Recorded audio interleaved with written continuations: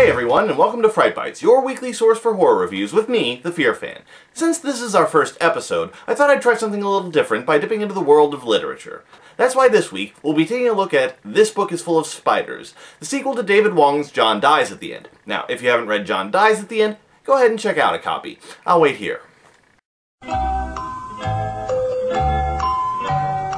Okay, so you're back? Great. Now you know why you freaking need to buy this book! To those of you who didn't buy the other book just now, a little background is in order. John Dies at the End is the story of two friends, David and John, who live in a non-disclosed town in the Midwest. John is an oddball perpetual man-child, while Dave, the main character, is level-headed enough to balance their friendship out. When they're both injected with a substance that opens their perception to the supernatural events happening all around them, they find themselves fighting against demons and monsters in a bid to save both themselves and the world.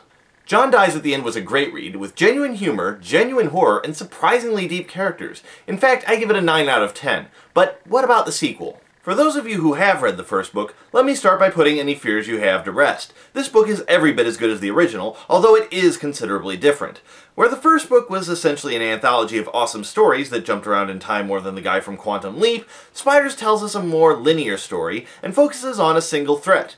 Picking up not too terribly long after the first novel, Spiders deals with, you guessed it, an invasion of invisible, brain-controlling spiders. Despite the change in format, I'm happy to report that everything that made the original great is still present here. In fact, the changes actually work to the book's benefit. Now, rather than being bound to just the main character, Wong shows us events from other characters' perspectives as well, giving us a broader view of events and showing us just how much these characters rely on one another for survival. This really works in the book's favor, especially towards the tragic end. Another change is that the book seems to focus more on social commentary. While the first did raise some interesting questions and ideas, this one spends a lot more time exploring the nature of panic and fear, and while that means the book has a slower pace, it also means that things stay consistently interesting despite that.